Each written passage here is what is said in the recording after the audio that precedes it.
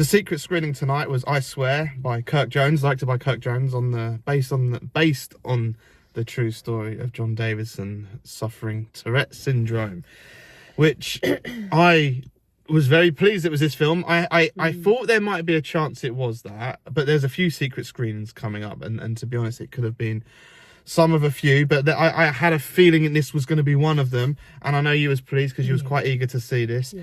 And I had seen over the years a few documentaries about Tourette's, and some quite, well, unintentionally humorous documentaries and people, and it is an interesting condition, and we've just been having a big discussion because this film raises it that it is a neurodivergent condition, and to be honest, they still, like with ADHD and autism, and they don't even call it Asperger's anymore, it's mixed, they're still learning about a lot of this stuff, and there's a lot of controversial theories and crossovers, and obviously some people have much more co-occurrences, comorbidities, and obviously some people have many more extreme cases than others, but just like autism and Tourette's, some people experience a lot more violent versions of it, almost as a cancer. Some people's cancers are more aggressive than others. It really and it depends on situations, which I generally believe. I think each person's experience is very individual to them, and this film he does say that obviously everyone has their own unique version of it, and obviously stress and life situations can make a difference as to how bad it is as well, because that is a known factor. They'll set something off. But the film was very good. I don't really want to go into massive spoilers because this is only just coming out. Obviously it's based on a true story. I think you kind of know what you're getting into. It's a biographical film where you're following from early teenage years of discovering. So you start in 1983 discovering that you're different and something's not quite right. An era where people didn't really know what Tourette's was. Just like all neurodivergent things back then, it was just classed as naughty behaviour and you're being a pain. Stop being a clown. Yeah. So obviously life destroying, I mean, it's hard for people as it is, but in the 80s, early 80s, it was a life destroying thing because people just wrote you off.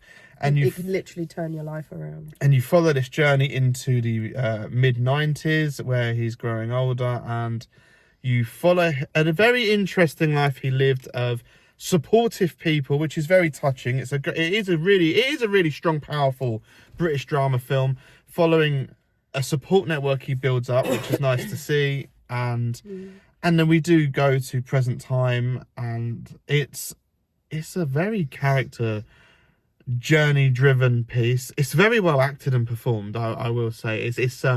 It's very realistic. It couldn't have been an easy thing to act on, because it's a serious condition, especially the level of which he has it is very serious, and I'm sure it would have been tough to relive a life story because it's not all pleasant. Obviously, biographical films normally do have their problems, which obviously he faces many, but it is also uplifting and inspiring. I think it's a very important awareness film.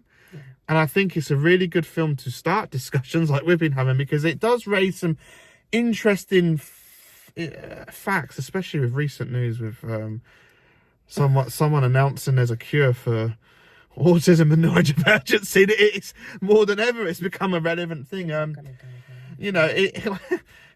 I do highly recommend this film. Unfortunately, I noticed a few people walked out 5 minutes into it, which is mad. They didn't even give it a chance. Secret screening, so. And a few other people left, but for a secret screening, most people stayed. It was a very quiet audience, and I did hear a few gasps and tears. I heard people sniffling. I was one of them. There was emotions. I think it's emotional. Now, the controversial side is I laughed a lot. Yeah. Now, I know it's a drama, and it is branded a bit of a comedy, and I feel harsh. It's funny. Because the comedy, it isn't being a comedy. The comedy is the condition. Tourette's. Saying the most inappropriate things at the worst possible times, or even your innermost thoughts. He'll see a pretty girl and say something really inappropriate that he can't control. Show us your knockers, I think was one. Well, I think it's more explicit than that. But that was one of the lesser explicit ones. And he's like, oh, you're attractive. Show us your knockers. It's like, oh, no. And it's like, these people don't know him. They don't know he has this condition. They don't know anything about the condition. The film does make you feel the secondhand embarrassment he has. And it is portrayed well and realistic. as I was saying, there was people laughing. You can't help but laugh because some of what Tourette's makes people do is just so funny and outrageous, and some of the punching Dottie in the face. some of the lines and the Poor delivery. Dottie. You can't stand on his right side because he lashes out with it. He ticks with his hand and he literally smacks people square in the face. Some of the lines and things that are said and the point of delivery are like classic. Very colourful film. I mean, the fact that the film's called I Swear is obviously playing on it. If you're easily offended, I wouldn't recommend it. No, I think, because the film raises a point, I think this film is good for awareness, like I've said. And if you've got any interest in Tourette's or, neurodiversity or neurological illnesses, I just think it is a good watch just to generally see from a point of view and hear from several people, because obviously, if you know a bit of the story, he is an inspirational character and speaker for Tourette's. So other people with Tourette's come into this. So it's just very good to hear. And also supporting the families of those living and working with people with this condition, because that's also really, really difficult. It takes a toll on the families. Yeah, I do think there are some very strong scenes and balanced moments where it's not just, the someone's got Tourette's, poor them. It does show, obviously, that's also very hard to take on someone with Tourette's, and it is understandably. And it does show that dark side as well, which, it is hard for other people. I admit myself, if that was in my household as bad as that, I would struggle. I would really find that hard work. And I know it's not their fault, but, because it isn't just some funny language. It is destructive tics. It is, they're violent. They can be damaging. It's violent behaviour unintentionally, but it causes problems and breakages and people getting hurt unintentionally.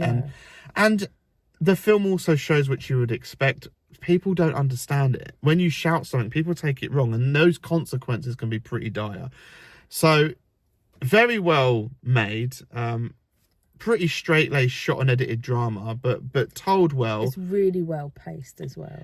It is pretty well paced. To be honest, I would say I'd even want more. I wanted to see more of it.